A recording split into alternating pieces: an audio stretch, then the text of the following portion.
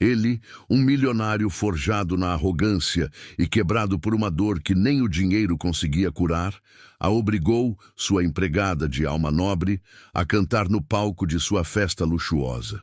O plano era simples e cruel, rir da simplicidade dela para se sentir maior. Mas ele não poderia imaginar que por trás daquela mulher silenciosa, que limpava os vestígios de sua vida luxuosa, vivia uma voz com o poder de desenterrar o fantasma mais doloroso de seu passado. Esta não é apenas uma história sobre uma canção, mas sobre como a arte, na sua forma mais pura, pode se tornar uma chave para o coração mais trancado. Prepare-se para testemunhar a cena em que a zombaria se transforma em choque, e uma melodia esquecida se torna a arma que despedaça a armadura de um homem, fazendo-o chorar na frente de todos que ele mais queria impressionar. Acompanhe esta jornada até o fim e descubra como a voz da alma pode ser mais poderosa que todo o ruído da riqueza. Se você acredita que a verdadeira força de uma pessoa está na gentileza que ela preserva e na arte que ela carrega no peito, esta história é para você. Se inscreva, dê o seu like e acompanhe até o fim e comente qual foi o momento que mais te emocionou. A mansão era um palácio de vidro e silêncio. O sol da tarde entrava pelas janelas imensas que iam do chão ao teto e se derramava sobre o piso de mármore italiano, fazendo cada veio da pedra brilhar como ouro. Naquela imensidão silenciosa, o único movimento era o de Helena. Seus gestos eram precisos, econômicos, quase um ritual. Havia uma dignidade profunda na maneira como ela passava o pano macio sobre a superfície de uma mesa de centro de design premiado, ou como seus dedos, calejados pela vida, alinhavam as almofadas de seda de um sofá onde ninguém parecia se sentar. Helena não limpava apenas a poeira. Ela parecia limpar a própria solidão que impregnava cada canto daquele lugar. E enquanto trabalhava, isolada no vazio da casa, ela permitia que um pequeno pedaço de sua alma escapasse. Uma melodia suave e melancólica brotava de seus lábios quase sem que ela percebesse. Não era uma canção da rádio, mas uma cantiga antiga. Uma melodia que parecia carregar o peso de gerações de saudades e de amores perdidos. Aquela voz baixa era o seu único luxo, seu único refúgio, um segredo que ela compartilhava apenas com os objetos inanimados da casa. Naquele dia, o silêncio foi quebrado por um som agudo, o choro assustado de uma criança. Léo, o filho de Ricardo, de apenas 5 anos, havia tropeçado no tapete felpudo da sala de estar e ralado o joelho. Não era um machucado sério, mas para o pequeno mundo de uma criança era uma catástrofe. A babá, uma jovem mais interessada na tela de seu celular, tentava acalmá-lo com palavras vazias e brinquedos caros, mas o choro só aumentava, ecoando pela vastidão da sala. Helena, que terminava de limpar os vidros da varanda, observou a cena. Ela viu o desamparo nos olhos do menino, uma solidão que, de certa forma, espelhava a da própria casa. Deixando seus panos de lado, ela se aproximou devagar, seus passos suaves, não assustando a criança. A babá a olhou com desdém, como se perguntasse o que a empregada achava que podia fazer. Helena não disse nada, apenas se ajoelhou ao lado do menino, seus olhos transmitindo uma calma que palavras não conseguiriam. "Está tudo bem, meu anjo. Foi só um susto", sussurrou ela, e então ela começou a cantar. Era a mesma melodia que cantarolava para si mesma, mas agora com uma clareza e uma doçura que pareciam preencher o ar. A voz dela não era alta, mas tinha uma qualidade aveludada, um timbre que parecia abraçar o menino e protegê-lo de toda a dor do mundo. A canção falava de barcos no mar e estrelas no céu, uma canção de ninar atemporal. O choro de Léo começou a diminuir, sendo substituído por soluços espaçados. Seus grandes olhos azuis, ainda marejados, fixaram-se em Helena, totalmente hipnotizados. Ele se esqueceu do joelho ralado, do susto, de tudo. Apenas existia aquela voz, aquela melodia que parecia entrar em seu peito e acalmar a tempestade. A babá olhava, boquiaberta, o celular esquecido em seu colo. Em poucos minutos, os soluços cessaram por completo. O menino, agora tranquilo, encostou a cabeça no sofá, os olhos pesados de sono, embalado pela canção que chegava ao fim. Helena terminou a melodia com uma nota suave e longa, que pairou no ar por um instante antes de desaparecer. Ela passou a mão de leve nos cabelos do menino, que agora dormia pacificamente. Ao se levantar, ela viu o espanto no rosto da babá. Helena apenas ofereceu um sorriso triste e pequeno, como se compartilhasse um segredo que não poderia ser explicado. Aquele pequeno milagre de paz, operado no silêncio da tarde, era um dom que ela guardava no fundo da alma, um vestígio de uma vida que não existia mais. Um dom que, em breve, seria cruelmente arrancado de seu refúgio e arrastado para o centro de um palco de humilhação.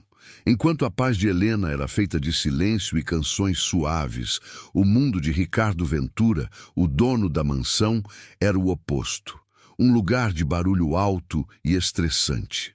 O som principal era o de sua própria voz, saindo metalizada e irritada pelo viva voz do telefone em seu escritório de luxo.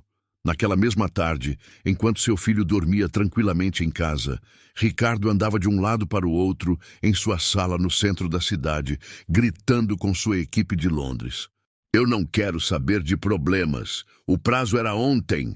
Ou vocês me entregam o contrato assinado, ou podem procurar outro emprego. Entendido? Próximo assunto. Ele não dava tempo para respostas, só para ordens. Seu rosto, que era jovem e considerado bonito, estava sempre tenso, marcado por uma impaciência sem fim. Para Ricardo, as pessoas eram como peças em um jogo, ou serviam para ele ganhar, ou eram descartadas do tabuleiro. Ele desligou a chamada, batendo o dedo na tela do telefone. O silêncio que se fez em seguida pareceu deixá-lo desconfortável, como se fosse algo estranho. E foi nesse silêncio que ele ouviu uma música baixa, uma melodia de piano, triste e elegante, que vinha da sala de sua assistente, ao lado. Ele abriu a porta de seu escritório com uma força desnecessária, fazendo a jovem assistente pular de susto na cadeira. Que música triste é essa? Perguntou ele, a voz afiada. É Chopin, senhor. Gosto de ouvir para me concentrar. Ela respondeu com a voz baixa, intimidada. Pois a mim desconcentra, desligue isso. Agora, ele ordenou. Aqui é um lugar para dar resultado, não para ficar deprimido. Se quer inspiração, olhe a cotação das nossas ações. Sem nem olhar para trás, ele voltou para sua sala, deixando a moça de olhos úmidos, desligando apressadamente a música. Para Ricardo, aquela melodia não era arte, era um símbolo de fraqueza, de um sentimentalismo que ele desprezava. Lembrava um mundo de dificuldades que ele lutou muito para abandonar, um mundo que pertencia à sua mãe. Ele se jogou em sua cadeira de couro, que valia mais que um ano de salário de Helena, e tentou focar nos gráficos do computador. Mas a música, mesmo já em silêncio, havia despertado um incômodo. Uma irritação que ele não sabia explicar, que vinha de um lugar fundo dentro dele. Seus olhos foram puxados para um objeto pequeno e prateado, num canto de sua enorme mesa. Era um porta-retrato virado de bruços sobre a madeira. Um gesto que ele mesmo repetia toda manhã, quase sem perceber. Uma força o fez pegar o objeto. Ele o virou e olhou a fotografia. Mostrava uma mulher muito bonita, de cabelos escuros e olhos expressivos. Era sua mãe, com a idade que ele tinha agora. Mas qualquer um podia ver a tristeza profunda em seu sorriso, o olhar de quem sonhava com outra vida. Ela também gostava de Chopin. Ela também cantava aquelas melodias tristes pela casa, uma casa que era pequena e cheia de problemas, não uma mansão. Por um segundo, a expressão dura de Ricardo mudou. A máscara de chefe durão caiu, e o que se viu foi a dor de um menino que perdeu a mãe cedo demais. Mas foi só um piscar de olhos. Logo a dureza voltou, mais forte do que antes. Ele não podia se permitir sentir aquela dor. Ele tinha se tornado um homem rico e poderoso justamente para nunca mais sentir a fraqueza que via nos olhos dela. Com um movimento rápido e decidido, ele colocou o porta-retrato virado para baixo de novo. O som seco da prata batendo na mesa foi como um ponto final. O barulho da riqueza tinha que ser sempre mais alto que a música da saudade. Agitado, sem conseguir se concentrar, ele se levantou. Precisava de uma distração, algo grande, barulhento, a festa. Sua grande festa de aniversário, dali a 2 dias. Tinha que ser o maior evento do ano, um monumento ao seu sucesso. Com esse pensamento, ele saiu do escritório, levando consigo toda aquela raiva e inquietação. E em casa, Helena e sua canção secreta o esperavam, sem fazer ideia de que estavam prestes a entrar no caminho daquela tempestade. A energia destrutiva que Ricardo trouxe de seu escritório se espalhou pela mansão como um veneno. Os 2 dias seguintes foram um turbilhão de preparativos para a festa, e cada decisão dele era um ato de afirmação de poder. Ele andava pela casa com o celular colado na orelha, dispensando fornecedores por motivos insignificantes, exigindo o impossível, tratando a todos com a mesma impaciência que usava com seus executivos. As orquídeas não são brancas o suficiente. Eu pedi branco neve, não branco gelo. Troquem todas, gritou ele para a florista. O caviar tem que ser o beluga imperial, não me venha com o osetra. Meus convidados sabem a diferença, e eu também sei, disse ele ao chefe do buffet. Ele estava construindo mais do que uma festa, estava construindo uma fortaleza de opulência ao redor de si mesmo, uma muralha para se proteger de qualquer sentimento de fraqueza ou simplicidade. E foi no meio dessa cruzada contra o simples que ele a ouviu. Ele passava pela área de serviço em direção à cozinha para verificar a refrigeração das bebidas, quando um som o fez parar. Era uma voz feminina, baixa e suave, cantando uma melodia que ele nunca tinha ouvido, mas que soava antiga e triste. Vinha da cozinha. Ele se aproximou em silêncio e olhou pela fresta da porta. Lá estava Helena, de costas para ele, polindo uma baixela de prata com um cuidado minucioso. E enquanto trabalhava, ela cantava para si mesma, completamente absorta em seu mundo particular. A voz dela era limpa, afinada, mas o que o incomodou não foi a qualidade, mas a emoção. Havia uma pureza ali, uma honestidade sentimental que ele havia banido de sua própria vida. Para ele soava como a mesma tristeza que ele ouvia no piano de Chopin, a mesma melancolia que via na fotografia de sua mãe. Soava como fraqueza. Naquele momento, a campainha tocou. Eram seus amigos, 2 empresários igualmente ricos e arrogantes que tinham chegado mais cedo para um uísque antes da festa. Ricardo se afastou da cozinha, a ideia cruel já se formando em sua mente como uma pequena semente venenosa. Ele os recebeu com um abraço e um sorriso largo. Meus amigos, chegaram na hora certa. Estava pensando em uma atração especial para hoje à noite. Algo autêntico. Seus amigos riram, curiosos. O que você aprontou, Ricardo? Contratou um circo? Brincou um deles. Algo muito melhor, respondeu Ricardo, os olhos brilhando de malícia. Uma atração local, da casa. Vocês vão adorar a simplicidade. Ele se sentia poderoso, o diretor de um espetáculo particular, e Helena seria sua estrela involuntária. Ele esperou o momento perfeito. A noite chegou, a casa se encheu com o barulho de conversas altas, risadas e música ambiente eletrônica e sem alma. Helena trabalhava nos bastidores, na cozinha, ajudando a equipe do buffet, pensando que sua interação com a festa terminaria ali. Foi quando Ricardo apareceu na porta da cozinha, com seus 2 amigos a tiracolo, todos segurando copos de uísque. «Helena!» chamou ele, a voz falsamente amigável fazendo com que todos na cozinha parassem para olhar. «Preciso de você na sala por um momento».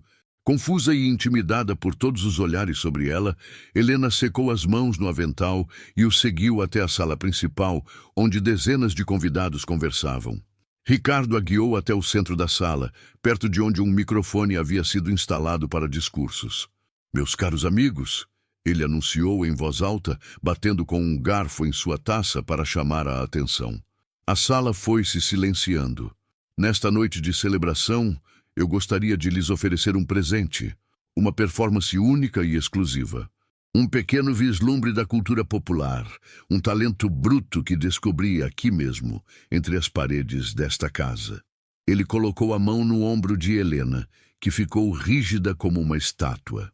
"Helena, nossa dedicada funcionária, nos dará a honra de cantar uma canção para nós." Um silêncio chocado caiu sobre a sala. Os convidados se entreolharam, sem entender se era uma piada de mau gosto. Helena sentiu o sangue fugir de seu rosto. O pânico a paralisou. Ela olhou para Ricardo, os olhos implorando. Mas ele apenas sorriu com crueldade. "Vamos, Helena, não seja tímida", disse ele, empurrando-a levemente em direção ao microfone. "Cante aquela musiquinha que você canta na cozinha. Mostre a todos o seu dom." Um dos amigos de Ricardo gritou: "Vai, canta pra gente, morena." As risadas que se seguiram foram como facas em seus ouvidos. Ela estava encurralada, exposta, o centro de um circo de humilhação. Negar seria um ato de insubordinação que lhe custaria o emprego. Aceitar era se submeter à zombaria pública. Ricardo se inclinou e sussurrou em seu ouvido para que só ela ouvisse: "Não se preocupe se errar. Ninguém aqui espera grande coisa. Será divertido." Ele se afastou, deixando-a sozinha, de pé, diante de uma plateia de estranhos que a olhavam como um animal exótico, esperando pelo truque. Seu coração batia descontroladamente, e por um momento ela pensou que iria desmaiar. O convite cruel havia sido feito, e não havia para onde fugir. Helena ficou paralisada no centro da sala, o som das risadas e dos cochichos a envolvendo como uma onda de água suja. O microfone à sua frente parecia um carrasco, pronto para executar sua dignidade. Por um instante o mundo girou e as luzes da festa se tornaram borrões de cores agressivas. Sua primeira reação foi fugir, correr para a segurança da cozinha, se trancar em seu quarto, desaparecer. Mas seus pés pareciam pregados no chão de mármore. Ricardo, vendo seu pânico com um prazer sádico, fez um gesto para o pequeno palco. "Estamos esperando, Helena. Não nos decepcione." Foi essa última gota de veneno que paradoxalmente a despertou. Uma faísca de algo muito antigo e muito forte se acendeu dentro dela. Uma brasa de orgulho que ela pensava estar extinta. Com uma calma que ela mesma não sabia de onde vinha, ela se virou, não para o microfone, mas para Ricardo. "Com licença, senhor", disse ela, a voz baixa, mas perfeitamente firme. "Preciso de um momento para me preparar." Sem esperar pela resposta dele, ela deu as costas para a plateia confusa e para o anfitrião chocado e caminhou para fora da sala. Seu passo era controlado, medido. Ela não correu. Atravessou o corredor de serviço sob os olhares de pena dos outros empregados e entrou em seu pequeno quarto nos fundos da mansão, fechando a porta atrás de si. O quarto era minúsculo, simples, um contraste brutal com o luxo do resto da casa. Havia uma cama estreita, um pequeno armário e uma cadeira. Era um santuário e, ao mesmo tempo, uma cela. Por um longo momento, Helena apenas ficou ali, de costas para a porta, respirando fundo, tentando acalmar a tempestade que rugia em seu peito. As lágrimas ameaçavam vir, mas ela as engoliu com uma força de vontade férrea. Chorar era o que eles queriam, e ela não lhes daria esse gostinho. Seu olhar percorreu o quarto e parou sobre uma pequena caixa de madeira escura guardada debaixo de sua cama. Era a única coisa que ela havia trazido de sua vida antiga para aquela casa. Com as mãos ainda tremendo um pouco, ela se ajoelhou, puxou a caixa e a colocou sobre a cama. A tampa rangeu ao ser aberta, liberando um cheiro de papel velho, e de um tempo esquecido. Lá dentro estavam os destroços de um sonho. Com um cuidado quase religioso, ela retirou o primeiro item. Era um maço de recortes de jornal, amarelados e frágeis pelo tempo. As manchetes, escritas em uma tipografia antiga, contavam uma história que parecia pertencer a outra pessoa. A voz de anjo, Helena Távora, emociona a plateia em sua estreia. Jovem soprano é a nova promessa da música clássica brasileira. Teatro Municipal se rende ao talento de Helena. Ela passou os dedos pelas letras desbotadas, as palavras que um dia foram seu futuro. Ao lado dos recortes, havia uma fotografia. Nela, uma versão de si mesma com 20 e poucos anos sorria para a câmera, os olhos brilhando com uma mistura de esperança e ambição, segurando um buquê de rosas no palco de um teatro. Ela se lembrava daquele dia, da sensação do veludo das cortinas, do calor das luzes, do som ensurdecedor dos aplausos. Uma dor aguda, uma saudade física daquela jovem cheia de vida a atingiu em cheio. O que aconteceu com ela? A vida aconteceu. Uma doença na família, a morte de seu pai, a responsabilidade de cuidar de sua mãe e irmãos mais novos. O sonho teve que ser sacrificado no altar do dever. A voz que prometia encher teatros foi silenciada para poder colocar comida na mesa. Ela guardou a foto com cuidado e remexeu mais fundo na caixa. E então seus dedos encontraram o que procuravam. Era uma partitura. As folhas estavam gastas nas bordas, manchadas em alguns pontos, mas as notas musicais ainda eram perfeitamente legíveis. Era a canção que ela cantava na cozinha, a canção que sua mãe cantava para ela, a canção que seria sua prova de fogo na noite de sua estreia no Teatro Municipal. Ela nunca chegou a cantá-la naquele palco. Helena segurou a partitura com as duas mãos. Era mais do que papel e tinta. Era a materialização de seu sacrifício, o fantasma de seu potencial. A raiva que sentia de Ricardo começou a se transformar em algo diferente. Ele não queria apenas humilhar uma empregada. Ele, sem saber, estava profanando um templo, zombando de um luto que durava décadas. E isso ela não podia permitir. A decisão foi tomada naquele instante. Ela iria cantar, mas não para ele, não para os convidados que queriam rir dela. Ela cantaria para a jovem da fotografia, cantaria para sua mãe, cantaria para o sonho que ela teve que abandonar como um último e definitivo adeus. Ela se levantou e olhou para seu reflexo no pequeno espelho do armário. A mulher que a encarava de volta não era mais uma vítima assustada. Havia uma nova luz em seus olhos, uma determinação fria como aço. Ela não iria para aquele palco para ser julgada. Ela iria para celebrar sua própria história, por mais dolorosa que fosse. E eles teriam que ouvir. Com a partitura em mãos, Helena não retornou imediatamente para a festa. Ela sabia que a mulher que saiu daquele salão, humilhada e trêmula, não era a mesma que poderia enfrentar aquela plateia. Ela precisava se reencontrar, e isso exigia um ritual. Primeiro, a armadura. Ela abriu seu pequeno e modesto guarda-roupa. Dentro, pendurado em um cabide solitário, isolado de seus uniformes de trabalho, estava um vestido preto. Era a única peça de roupa que ela possuía que não tinha a função de servir ou de limpar. Um vestido de corte simples, de um tecido decente, comprado há mais de 10 anos para o casamento de sua irmã mais nova. Ele carregava a memória de uma das últimas vezes em que ela se sentiu parte de uma celebração, e não uma funcionária invisível nos bastidores. Com cuidado, ela o colocou sobre a cama. Ao inspecioná-lo, notou que um botão perto da gola estava frouxo, e a bainha, em um pequeno trecho, havia se desfeito. A Helena de uma hora atrás teria ignorado, teria se sentido envergonhada por sua simplicidade. Mas a Helena de agora, a Helena que segurava a partitura de seu sonho, viu aquilo como um chamado à ação. Ela pegou uma pequena caixa de costura. Suas mãos, acostumadas ao trabalho pesado de esfregar e polir, agora se moviam com uma delicadeza surpreendente.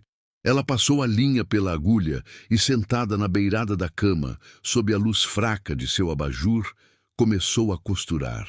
Cada ponto que ela dava no vestido era um ponto que ela dava em sua própria determinação. Ela não estava apenas consertando um pedaço de pano. Estava remendando sua coragem, costurando as partes de sua dignidade que a vida e a crueldade de Ricardo haviam tentado rasgar. O mundo lá fora, com sua música alta e suas risadas falsas, desapareceu. Só existia ela, o vestido, a agulha e o silêncio de sua concentração. Quando terminou, o vestido não era mais apenas uma peça de roupa velha. Era uma armadura, forjada com memória e propósito.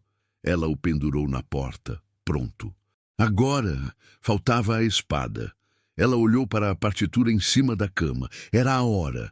Ela precisava saber se sua voz, sua verdadeira voz, ainda estava lá, ou se também havia se desgastado com os anos de silêncio e tristeza. Ela se sentou na cadeira, endireitou as costas e respirou fundo, como seus antigos professores de canto a haviam ensinado. Abriu a boca para cantar a primeira nota da canção, e o que saiu foi um som fraco, trêmulo, quase um sussurro. O pânico a atingiu. E se ela não conseguisse mais? E se a voz, a única coisa que era verdadeiramente sua, a tivesse abandonado? Ela sentiu a garganta secar, os olhos arderem, mas então olhou novamente para a fotografia da jovem sorridente que ela um dia foi. Ela devia isso a ela. Ela tentou de novo. Respirou mais fundo, focando não em sua performance, mas no sentimento da canção. A segunda tentativa foi melhor. A nota saiu mais firme, mas ainda havia uma hesitação, um medo contido no som. Ela parou, bebeu um copo d'água, fechou os olhos e se transportou para longe daquele quartinho, para longe daquela festa. Ela se imaginou no palco do Teatro Municipal, as luzes quentes em seu rosto, a orquestra esperando por seu comando. E então ela cantou. Desta vez a voz veio, pura, poderosa. Ela fluiu de seu peito não como um fio de água, mas como um rio que finalmente rompeu uma represa. A melodia encheu o pequeno quarto, as notas ressoando contra as paredes simples, transformando a cela em um palco sagrado. Ela cantou a canção inteira, do começo ao fim, sem parar. Sua voz, que por anos só servira para acalmar uma criança ou para sussurrar para si mesma, agora se lembrava de sua verdadeira natureza. Era uma voz feita para preencher teatros, para fazer corações pararem, para contar histórias sem precisar de palavras. Ao cantar a última nota longa e sustentada, ela sentiu as lágrimas que antes havia segurado finalmente rolarem por seu rosto. Mas não eram lágrimas de tristeza ou de humilhação. Eram lágrimas de redescoberta, de alívio. Ela ainda estava ali. A cantora ainda vivia dentro da empregada. Ela se levantou e vestiu o vestido preto, agora consertado. Olhou-se no espelho e a mulher que a encarou de volta era diferente. Os ombros estavam retos, o queixo erguido. Os olhos, embora molhados, brilhavam com uma luz fria e determinada. O vestido simples era sua armadura. A canção era sua espada.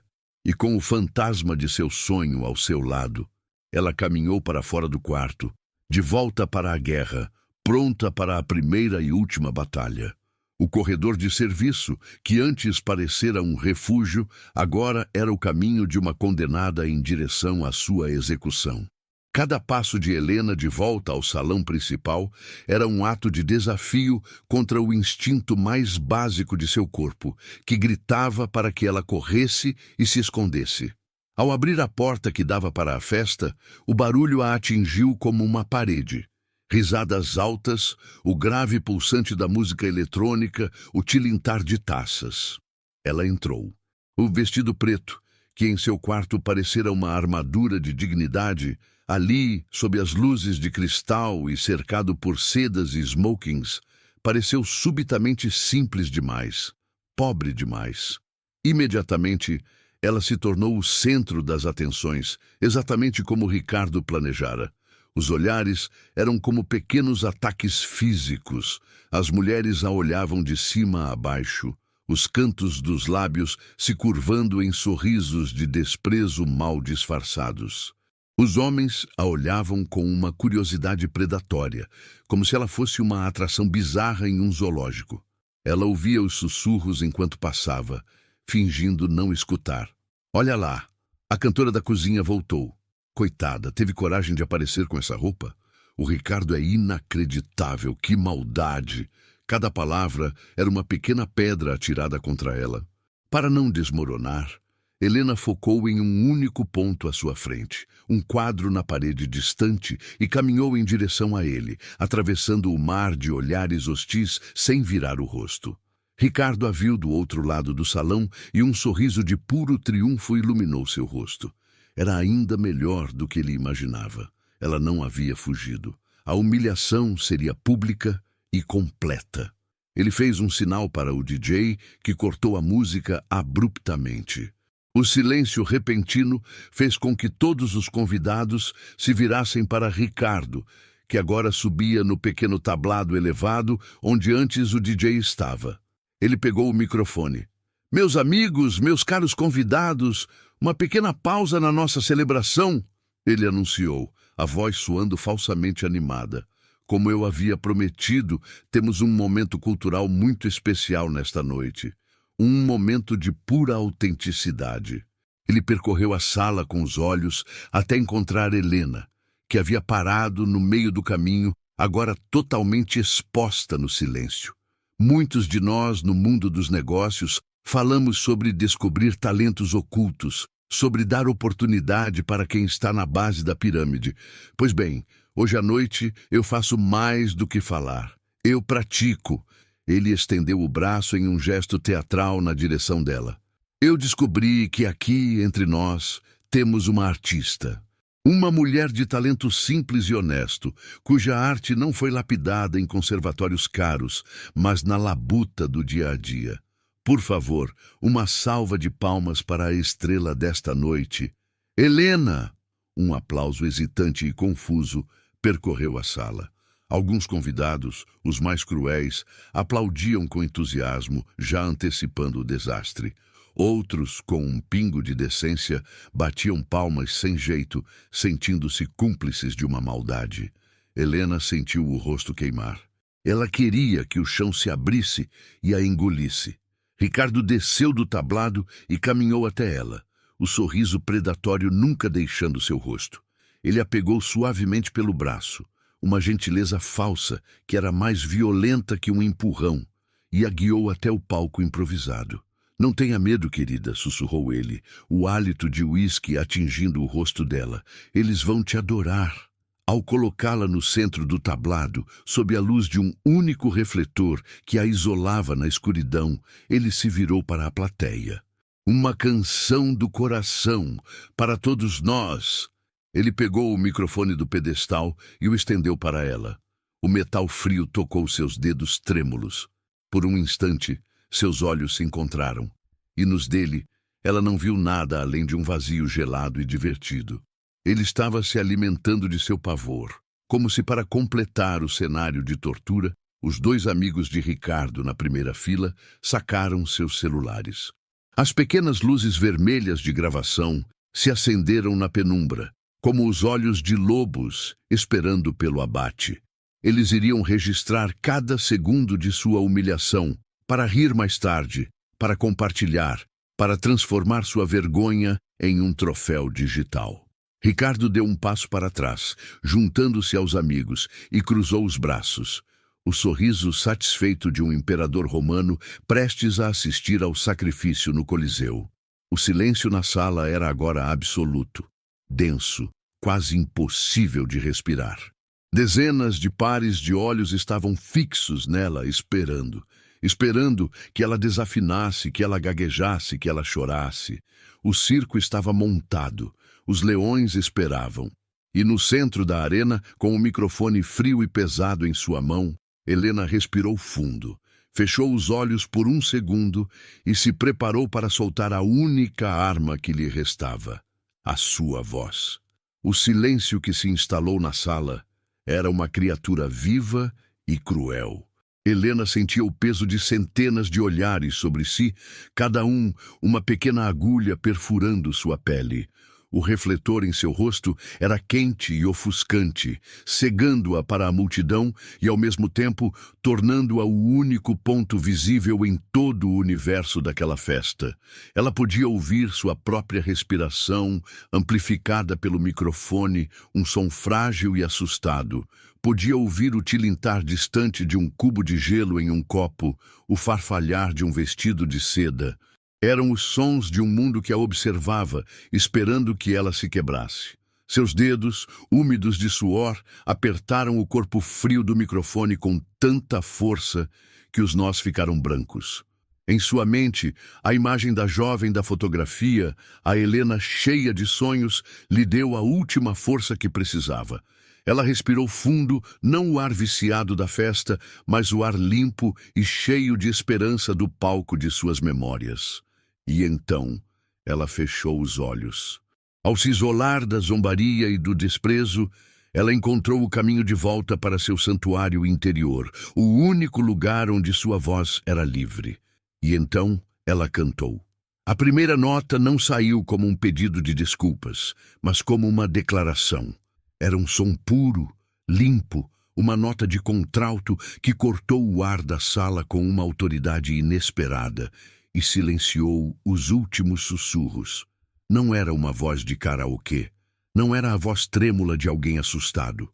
Era quente como veludo, firme como carvalho. Tinha uma textura, uma cor, uma profundidade que parecia antiga e sábia. Os sorrisos de escárnio nos rostos dos amigos de Ricardo congelaram, literalmente, no meio do caminho. Os celulares que estavam erguidos para gravar a piada começaram a baixar lentamente, quase por vontade própria. Ricardo, que estava com um sorriso triunfante, sentiu o sorriso morrer em seus lábios, substituído por uma súbita e total confusão. Aquilo não era o que ele esperava. Não era nada perto do que ele esperava. A melodia que se seguiu era de uma beleza dolorosa. Era a canção da partitura, a canção de ninar de sua mãe, que se transformava em uma balada sobre perda e esperança. A voz de Helena tecia a história no ar, e a letra simples ganhava uma nova dimensão. Falava de um amor que partiu em um barco para o mar, de uma promessa de esperar na praia, não importando quantas marés viessem e fossem. Falava de uma saudade que não machucava, mas que aquecia a alma, a certeza de um reencontro em outra vida. A técnica de Helena era impecável, um vestígio de seus anos de estudo, mas não era isso que calava a sala. Era a emoção. Cada nota era tingida com a pátina de suas próprias perdas, de seu próprio sonho sacrificado. A voz dela não era apenas um instrumento, era a própria alma humana em forma de som. A atmosfera na festa começou a mudar de forma palpável. A energia de zombaria e arrogância se desfez, substituída por algo mais denso, mais introspectivo. Uma mulher elegante, que minutos antes cochichava sobre o vestido de Helena, agora enxugava discretamente uma lágrima com um guardanapo de linho. Um banqueiro de investimentos, conhecido por sua frieza nos negócios, olhava para um ponto fixo no chão, o rosto subitamente vulnerável, talvez lembrando de uma promessa que ele mesmo havia quebrado. A voz de Helena parecia limpar o ambiente, afastando a fumaça de charutos e o cheiro de riqueza, e trazendo no lugar o aroma de terra molhada, de memórias de infância, de verdades essenciais que todos ali haviam esquecido em sua busca por status e poder. Os garçons pararam de servir. O DJ olhava para o palco, totalmente cativado. O mundo inteiro daquela festa havia parado de girar, suspenso no tempo pela canção de uma mulher que até aquela noite era invisível para todos eles. Ela não se movia, apenas se mantinha de olhos fechados, uma estátua de vestido preto, canalizando décadas de vida em cada verso. A canção cresceu, chegando ao seu clímax. A voz de Helena subiu, uma nota longa e poderosa que falava da aceitação da dor e da beleza da lealdade. A nota pairou sobre a plateia silenciosa, vibrando no peito de cada pessoa, uma onda de pura emoção. E então, com a mesma suavidade com que começou, a voz se recolheu e a última palavra da canção se desfez no ar.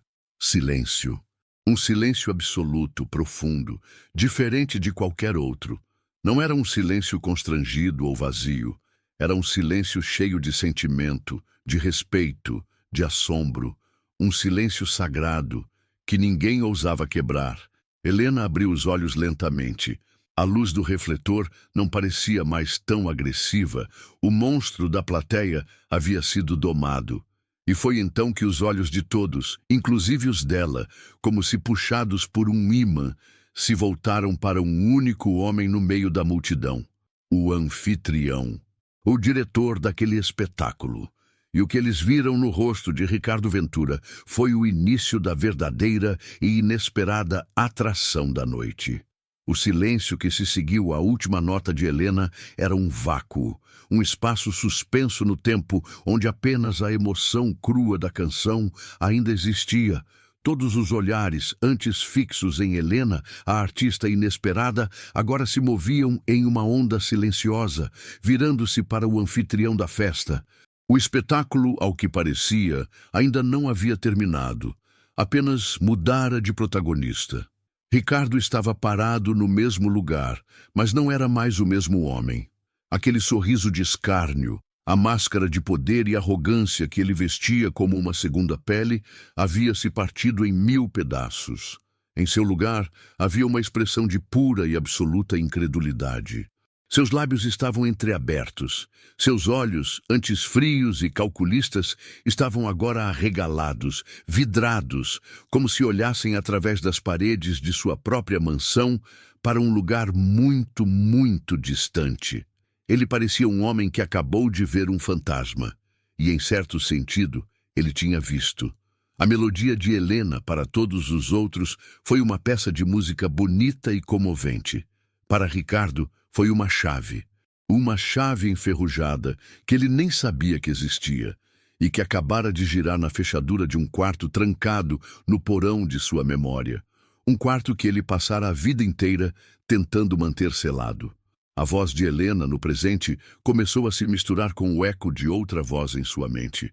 A sala de festas luxuosa, com seus lustres de cristal e convidados elegantes, começou a se dissolver. As paredes de vidro derreteram, dando lugar a paredes de gesso descascado. O piso de mármore se transformou em um assoalho de madeira gasta. Ele não estava mais em sua mansão. Ele tinha 6 anos de idade e estava em seu pequeno quarto, no modesto apartamento onde cresceu. A luz não era a dos refletores da festa, mas a luz amarelada e fraca de um abajur antigo. E a voz? A voz não era a de Helena, era a de sua mãe.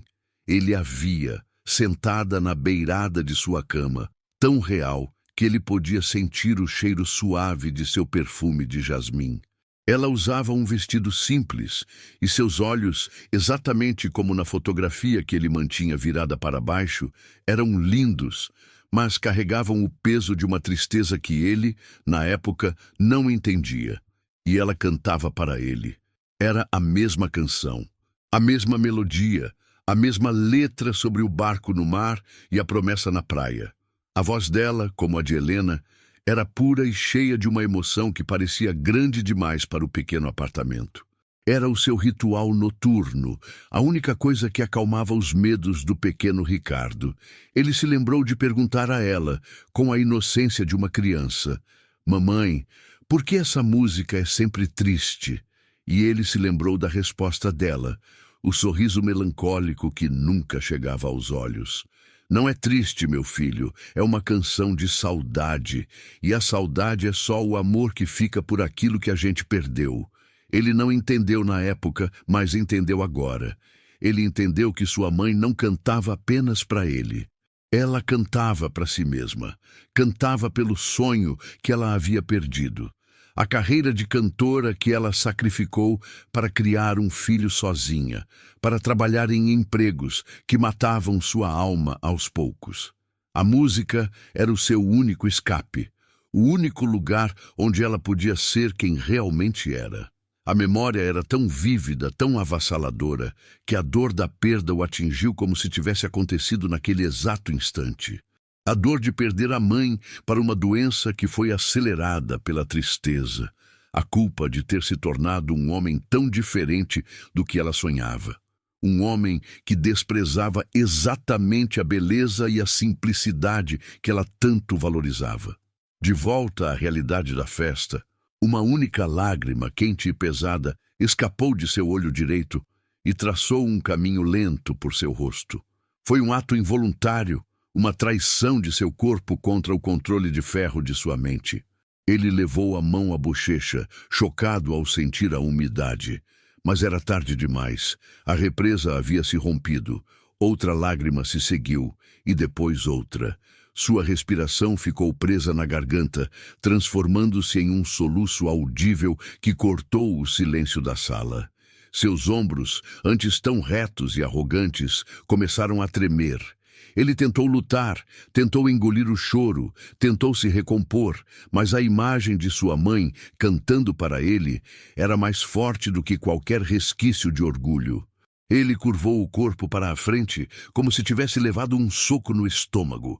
E o som que saiu de sua boca não foi o de um choro contido, mas o de um lamento. Um uivo de dor pura e infantil que ele mantivera engarrafado por 20 anos. O rei estava nu. O milionário arrogante, o tubarão dos negócios, o mestre do universo daquela festa, estava de pé no meio de todos, chorando como uma criança perdida. A música havia terminado, mas o verdadeiro show, o espetáculo da queda de um rei, estava apenas começando. E a plateia, antes hostil, agora o olhava com uma mistura de pena e espanto, sem entender que acabara de testemunhar naquelas lágrimas o eco de uma outra canção, cantada muito tempo atrás. O som do choro de Ricardo Ventura foi o que finalmente quebrou o feitiço que a voz de Helena havia lançado sobre a sala. Era um som cru, feio, totalmente deslocado em meio ao luxo e à sofisticação forçada daquele ambiente. Os soluços do anfitrião ecoavam, e a plateia, antes paralisada pela beleza da canção, agora estava paralisada pelo horror daquela exposição de fraqueza. Ninguém sabia para onde olhar. Olhar para Ricardo era como assistir a um acidente de carro em câmera lenta, uma invasão de privacidade insuportável. Olhar para Helena, ainda parada no pequeno palco sob a luz do refletor, era encarar a fonte daquele poder inexplicável, o que era quase tão desconfortável quanto. Ela permanecia em silêncio, o microfone ainda em sua mão, mas agora apontado para baixo. Seus olhos, que estiveram fechados durante toda a canção, estavam abertos e calmos, observando a cena de devastação que ela havia criado, não com triunfo, mas com uma espécie de gravidade solene, como uma força da natureza que contempla os efeitos de uma tempestade inevitável. A reação inicial dos amigos de Ricardo, o pequeno círculo de abutres que o incentivara, foi de puro pânico. Eles se entreolharam, os rostos pálidos. A piada havia ido longe demais, saído do controle de uma forma espetacular e desastrosa. A vergonha alheia era tão grande que eles começaram a se afastar fisicamente de Ricardo, dando pequenos passos para trás, dissolvendo-se na multidão, abandonando seu rei caído no exato momento em que sua coroa rolava pelo chão. O restante dos convidados começou a se agitar, e os sussurros se espalharam como um incêndio em capim seco. O que foi isso? O que aconteceu com ele? Que música era aquela? Essa mulher... Quem é ela, afinal? O foco da curiosidade e do espanto se deslocou. Ricardo, em sua dor, tornava-se um espetáculo patético. Helena, em sua calma, tornava-se um enigma fascinante e assustador. As mulheres que antes a mediam por seu vestido simples agora a olhavam com uma nova emoção, uma mistura de medo e respeito. Os homens de negócios, pragmáticos e cínicos, olhavam para ela com um interesse renovado, não como um objeto de zombaria, mas como uma peça poderosa e desconhecida que acabara de surgir no tabuleiro. Eles não entendiam o que havia acontecido, mas entendiam de poder. E aquela mulher, de alguma forma, o possuía em abundância. O silêncio constrangedor precisava ser quebrado. Alguém precisava dar o tom, dizer a todos como eles deveriam se sentir sobre o que acabaram de presenciar. E a ação veio de onde menos se esperava. Em uma mesa mais afastada estava sentado um homem mais velho, de cabelos grisalhos e um ar de quem já viu de tudo nesta vida. Era Júlio Martins, um lendário produtor musical, um homem que descobrira dezenas de estrelas e cuja opinião era capaz de criar ou destruir carreiras. Ele não olhava para Ricardo. Seus olhos estavam fixos em Helena, e em seu rosto havia uma expressão de pura admiração profissional. Lentamente, ele se levantou. O movimento foi tão deliberado que chamou a atenção de todos ao seu redor. Ele ergueu as mãos e bateu uma palma na outra. O som, solitário, ecoou na sala tensa. Clap! Foi um som alto, nítido, um veredito. Ele continuou. Clap, clap, clap. E então, como se uma permissão tivesse sido concedida, outra pessoa se juntou a ele. E mais uma, e mais uma. Em menos de 10 segundos, a sala inteira, que antes se preparava para rir, explodiu em uma tempestade de aplausos. Mas o aplauso não era para Ricardo, em uma tentativa de consolá-lo. Era um tributo retumbante, uma ovação genuína e avassaladora para Helena. Era o reconhecimento tardio e unânime do talento extraordinário que haviam acabado de testemunhar. O som ensurdecedor dos aplausos pareceu finalmente despertar Ricardo de seu transe de dor, fazendo-o olhar ao redor, confuso, como se não entendesse para quem era aquela honra.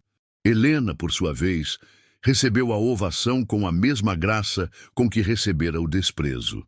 Ela levou a mão ao peito, um gesto de agradecimento, e inclinou a cabeça em uma pequena e humilde reverência. Seus olhos não procuraram os de Ricardo nem por um segundo. Para ela, ele havia se tornado irrelevante, apenas mais um espectador de sua própria história. Com o aplauso ainda rugindo ao fundo, ela colocou o microfone de volta no pedestal, deu as costas para a plateia e desceu os degraus do pequeno palco. Sua retirada foi tão poderosa quanto sua performance. Ela não fugiu. Apenas se retirou, com a missão cumprida, uma rainha deixando o campo de batalha após uma vitória indiscutível. Enquanto a tempestade de aplausos a seguia como um manto, Helena caminhava para longe, sem olhar para trás. Ela não sabia, mas um homem a seguia com os olhos, Júlio Martins, que já se movia em sua direção. Ele não via nela uma empregada ou uma atração de festa, mas sim a maior descoberta de sua longa carreira. A noite de Helena, a noite de sua humilhação, estava longe de terminar.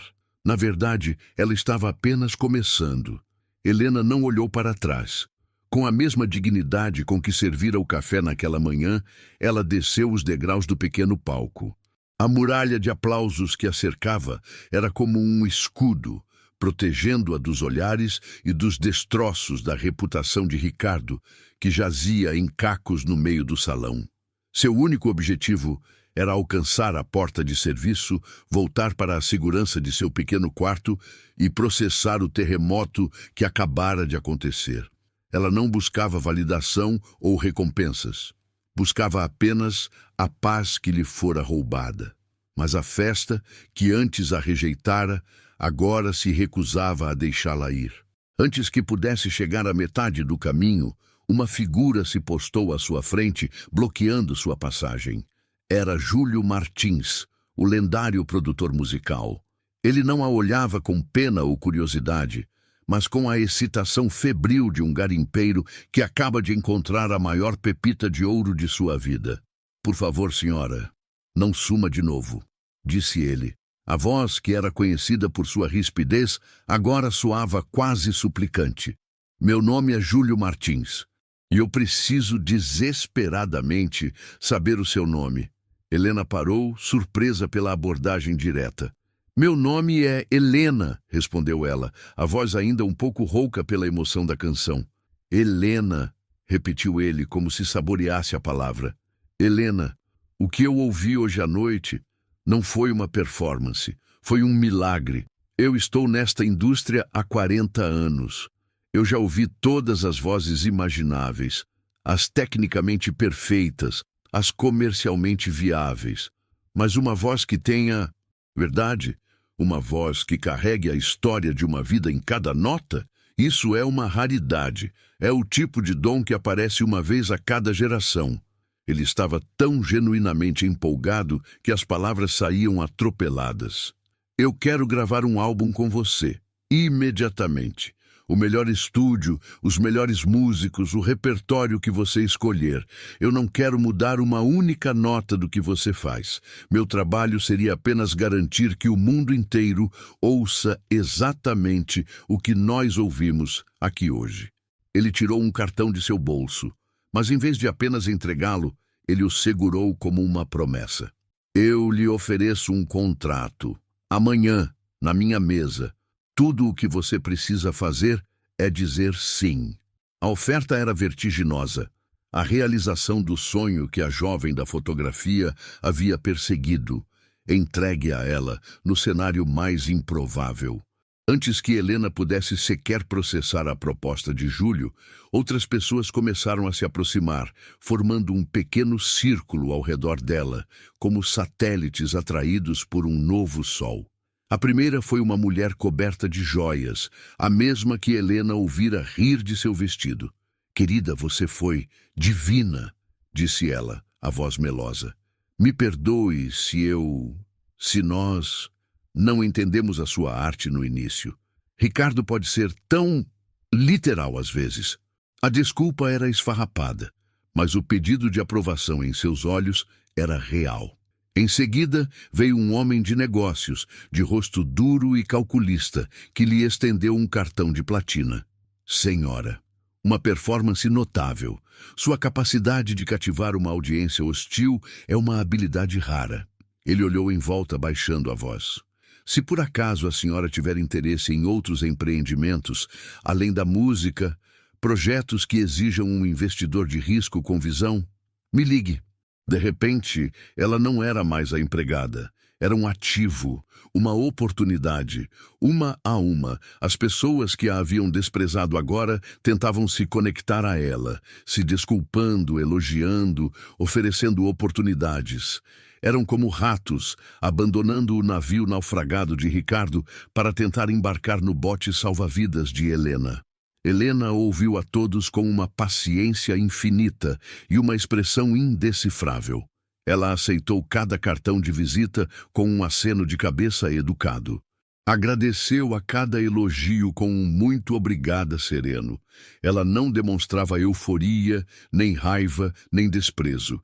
Demonstrava apenas um controle absoluto, uma calma que era ainda mais impressionante do que sua voz. Ela estava no centro de um furacão de atenção e oportunidade, mas seu núcleo permanecia em paz, inabalável. Depois que o último admirador se afastou, ela se virou novamente para Júlio Martins, que havia esperado pacientemente. Ela olhou para o cartão que ele ainda lhe oferecia e, com um gesto suave, o aceitou. Senhor Martins, sua oferta é a coisa mais generosa que eu ouvi em muitos, muitos anos, disse ela. E pela primeira vez, um traço de emoção genuína apareceu em sua voz. E eu agradeço do fundo de meu coração. Júlio sorriu, aliviado. Então... Mas eu não posso aceitar, completou ela com firmeza. O sorriso de Júlio desapareceu. Não pode? Mas por quê? É o dinheiro? Nós podemos negociar qualquer valor. Não, senhor, não é o dinheiro. disse Helena, o olhar dela se desviando por um instante, passando por sobre o ombro de Júlio para a figura distante de Ricardo, que agora estava sendo amparado por seus seguranças, o rosto vermelho e inchado. É que, antes de eu poder pensar em construir o meu futuro, há uma dívida do passado que precisa ser acertada. Ela se virou para Júlio, os olhos agora com uma nova e misteriosa determinação. Há uma conversa que eu preciso ter. E só depois dela eu saberei qual é a minha próxima canção. Com um último aceno de cabeça, ela se afastou, deixando o lendário produtor musical de boca aberta no meio do salão, segurando seu próprio cartão de visitas como se fosse uma pergunta sem resposta. A noite de Helena ainda não havia acabado. A vingança, para ela, não era um contrato de gravação. Era algo muito mais profundo. E o primeiro passo para isso seria olhar nos olhos do homem que a havia quebrado, e agora estava quebrado diante dela. A manhã seguinte na mansão nasceu em um silêncio pesado e estranho. A equipe de limpeza extra, contratada para apagar os vestígios da festa desastrosa, movia-se nas pontas dos pés, como se temesse acordar os fantasmas da noite anterior. Na cozinha, Helena trabalhava com a mesma calma metódica de sempre. Ela lavava a louça do café da manhã, o som da água corrente sendo o único ruído em seu mundo. Para qualquer um que a visse, ela era a mesma empregada de sempre, absorta em sua rotina. Mas por dentro, algo havia mudado para sempre. A resignação que a acompanhara por anos havia sido substituída por uma serenidade vigilante. Ela não era mais uma vítima do destino. Era uma mulher que aguardava o próximo movimento do jogo. E ela não teve que esperar muito. Uma sombra surgiu na porta da cozinha. Era Ricardo. Ele não usava um de seus ternos caros, mas uma simples calça e uma camisa amarrotada, como se tivesse dormido com elas. Seus cabelos estavam despenteados, o rosto pálido e inchado, os olhos vermelhos. Ele parecia um estranho em sua própria casa, um intruso no território de Helena. Ele ficou ali parado por um longo momento, sem saber o que dizer, como começar. Helena não se virou. Continuou a lavar uma xícara, sentindo a presença dele atrás de si. Ela não iria facilitar para ele. O primeiro movimento tinha que ser dele. Helena, disse ele a voz rouca e fraca, quase irreconhecível. Ela desligou a torneira e o silêncio voltou, ainda mais pesado. Lentamente ela se virou para encará-lo, o rosto impassível, os olhos esperando. Ele começou, mas as palavras morreram em sua garganta.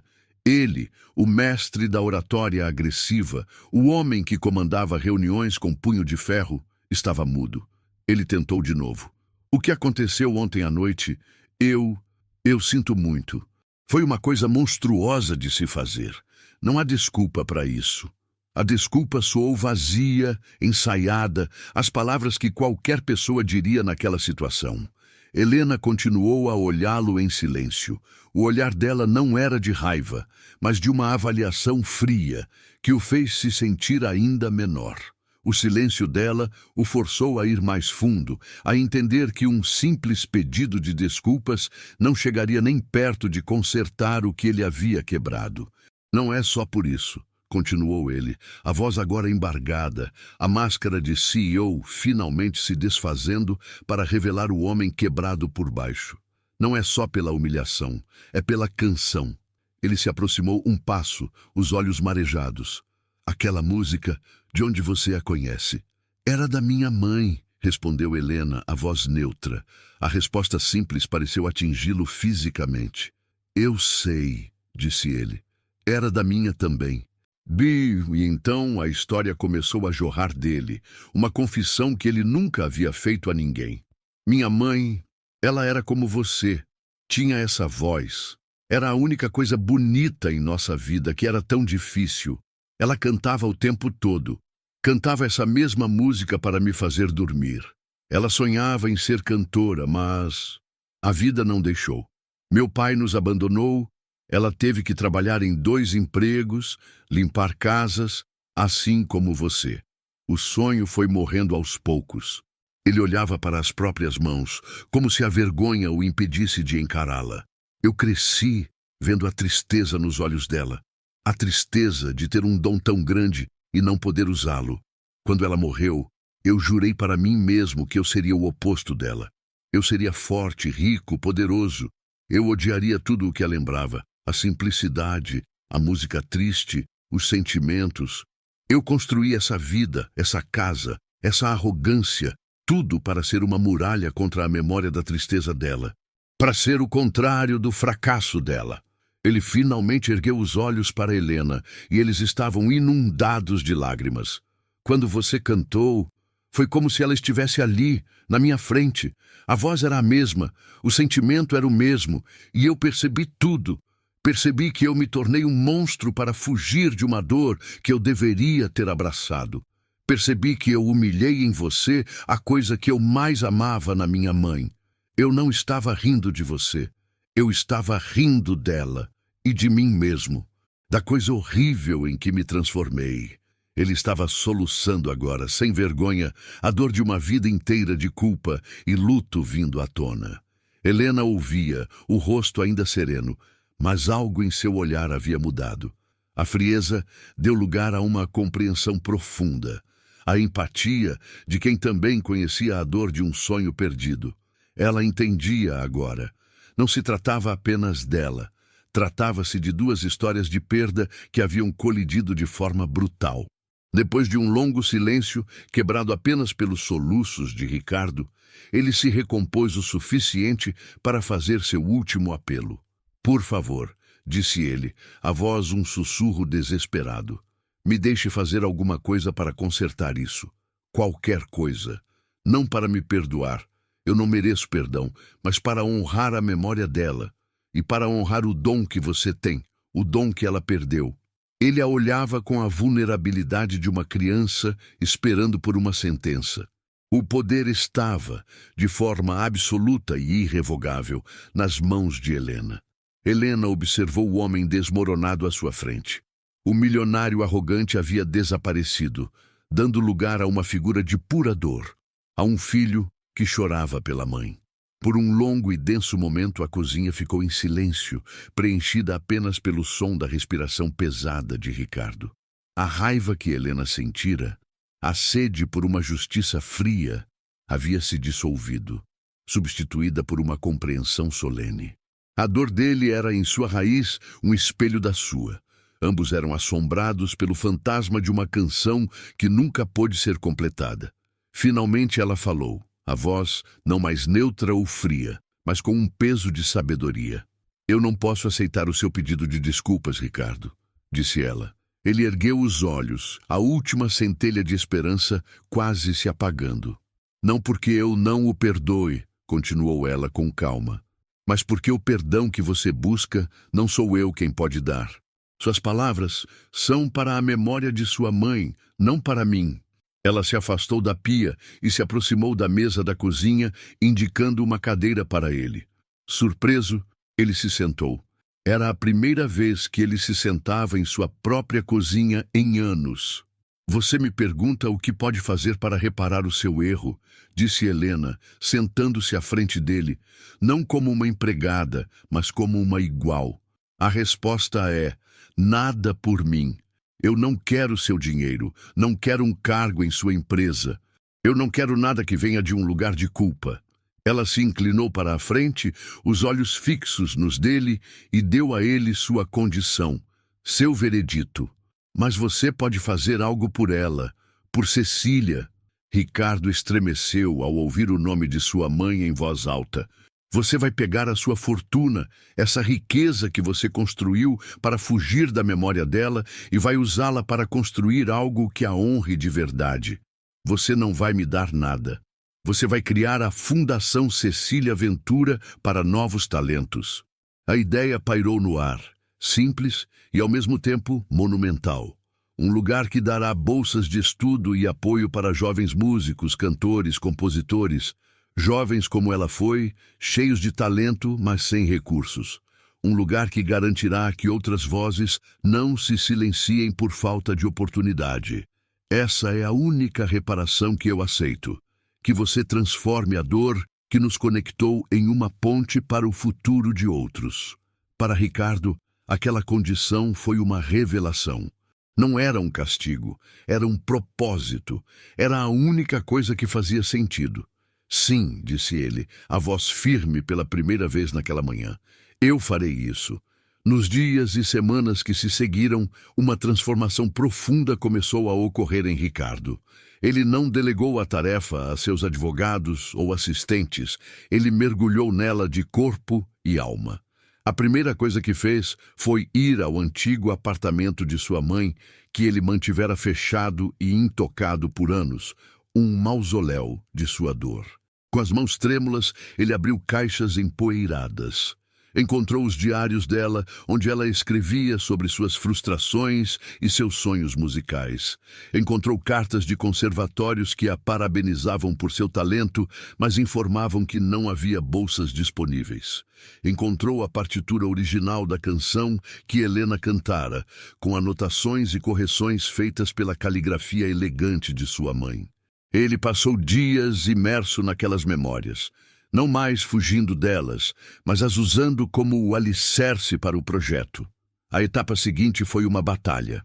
Ele convocou seus advogados e diretores financeiros, homens cínicos acostumados a fusões e aquisições, e lhes apresentou o plano. A reação deles foi uma mistura de choque e desdém. Uma fundação sem fins lucrativos? Ricardo, isso é um dreno de capital. Não há retorno sobre o investimento, disse um deles. A imagem pública pode ser ligeiramente positiva, mas não justifica um gasto dessa magnitude. O antigo Ricardo teria concordado. Mas o novo Ricardo se levantou e defendeu o projeto com uma paixão que eles jamais tinham visto. O retorno não está nas planilhas, disse ele, a voz ressoando na sala de reuniões. O retorno está em não deixar que um talento se perca porque nasceu no bairro errado. O retorno é o legado do nome da minha mãe, e isso não tem preço. Ele começou a visitar pequenas escolas de música em bairros pobres, conversando com professores e alunos, ouvindo suas histórias, entendendo suas necessidades. Ele, que antes não suportava a presença de gente simples, agora buscava ativamente sua companhia e sua sabedoria. Ele contratou arquitetos não para construir mais uma torre de vidro, mas para reformar um antigo teatro abandonado no centro da cidade, transformando-o na sede da fundação. Ele supervisionava a obra pessoalmente, o terno caro frequentemente coberto de poeira. Ele estava construindo algo pela primeira vez em sua vida que não era para si mesmo. E nesse processo, a ferida em seu peito começava a cicatrizar. Um mês depois, ele procurou Helena novamente. Desta vez, não na cozinha, mas na sala de estar. Ele não trazia um pedido de desculpas, mas uma pasta de couro com o logotipo recém-criado da fundação. Ele a abriu sobre a mesa. Dentro estavam os documentos de registro, o estatuto, os nomes dos primeiros conselheiros e o plano de ação para o primeiro ano. Está feito, disse ele, a voz calma e orgulhosa.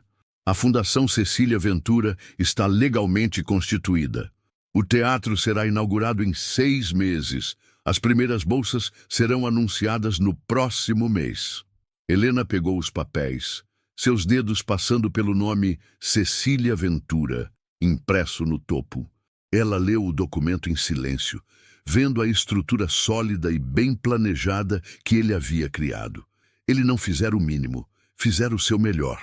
Quando ela terminou, ergueu os olhos para ele, e pela primeira vez desde que se conheceram, ela lhe deu um sorriso. Um sorriso genuíno, quente, que iluminou todo o seu rosto. Sua mãe teria muito orgulho de você, Ricardo. Ele sentiu um alívio tão profundo que foi como se um peso de 20 anos tivesse sido tirado de seus ombros. Agora, continuou Helena, o sorriso se tornando mais prático, mais profissional. O verdadeiro trabalho começa, e uma fundação como esta vai precisar de uma boa diretora artística para selecionar os talentos. 2 anos se passaram.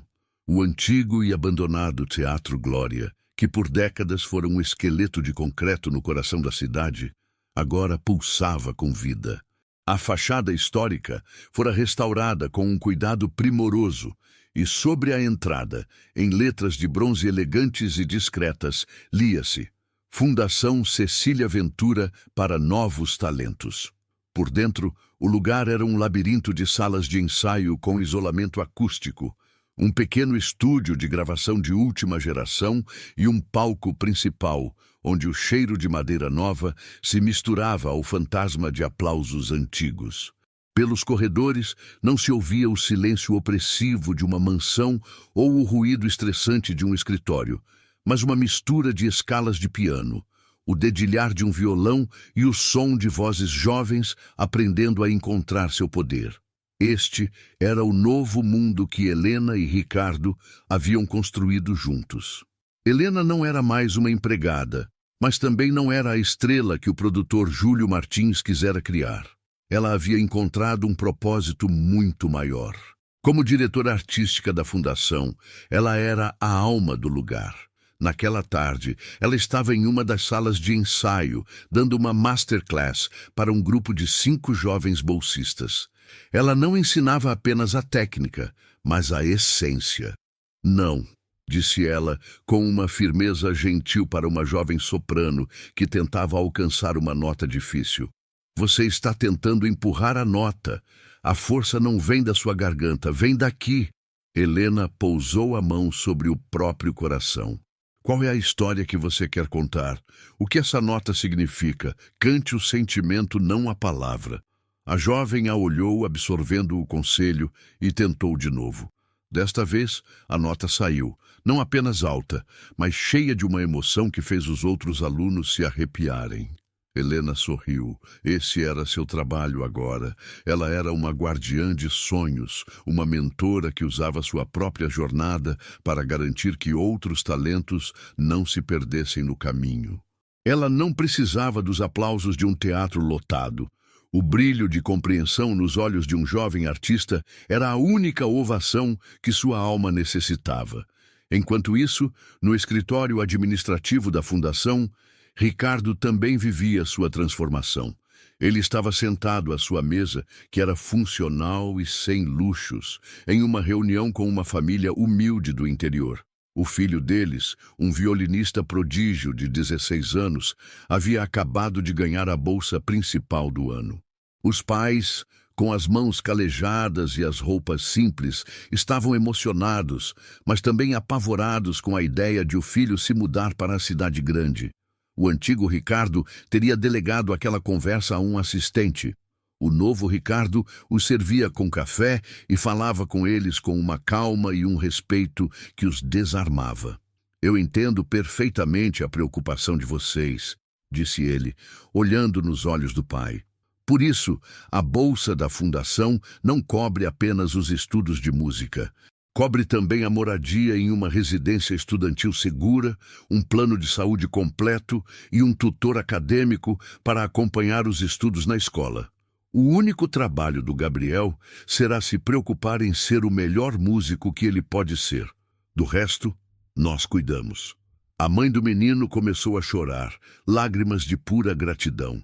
Nós nunca poderíamos sonhar com uma coisa dessas, seu Ricardo. Por favor, me chame só de Ricardo. Ele respondeu com um sorriso. E o sonho não é meu, é do seu filho. Nós só estamos dando as ferramentas. Ao final da reunião, ele apertou a mão do pai, um aperto firme e honesto. Ele não era mais o CEO que vivia em uma torre de vidro. Era um homem que construía pontes para que outros pudessem atravessar. A noite do 2º aniversário da fundação era o maior evento do ano. O teatro estava lotado, mas a plateia não era a mesma da festa de Ricardo. Havia sim empresários e patronos da cultura, mas a maioria era formada pelas famílias dos bolsistas, amigos, professores e amantes da música. A atmosfera não era de exibicionismo, mas de celebração comunitária. Helena e Ricardo não eram os anfitriões em destaque. Estavam sentados na primeira fila, como 2 espectadores orgulhosos. O ponto alto da noite seria a performance da primeira grande revelação da fundação, uma jovem de 18 anos chamada Laila, dona de uma voz poderosa. Quando Laila subiu ao palco, sob a luz de um único refletor, a imagem era um eco poderoso da noite que mudou tudo.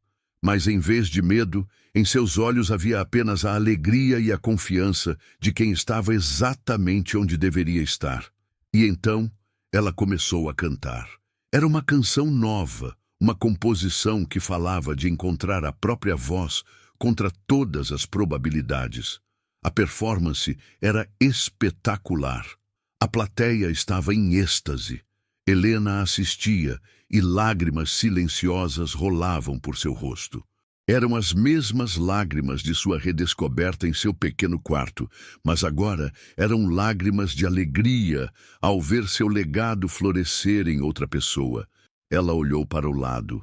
Ricardo também estava com os olhos marejados, mas em seu rosto havia um sorriso de paz profunda.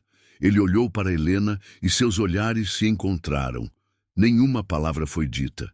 Nenhuma palavra era necessária. Naquele olhar estava toda a história.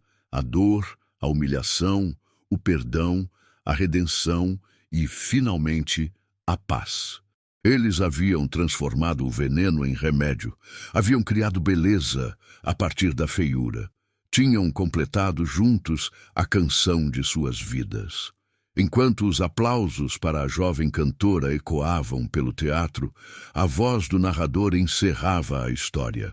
A jornada de Helena e Ricardo nos ensina que as feridas mais profundas podem se tornar as fontes de nossa maior força. Ensina que a redenção não é apagar o passado, mas usá-lo para construir um futuro melhor para os outros. E nos lembra que, às vezes, uma única canção é suficiente para salvar não apenas uma, mas duas almas e criar um legado que ecoará por gerações. Se essa história de superação, que nos mostra como o verdadeiro poder reside na capacidade de transformar a dor em propósito, te inspirou de alguma forma, inscreva-se no canal para mais novelas como esta e compartilhe este vídeo com alguém que precisa lembrar que sua voz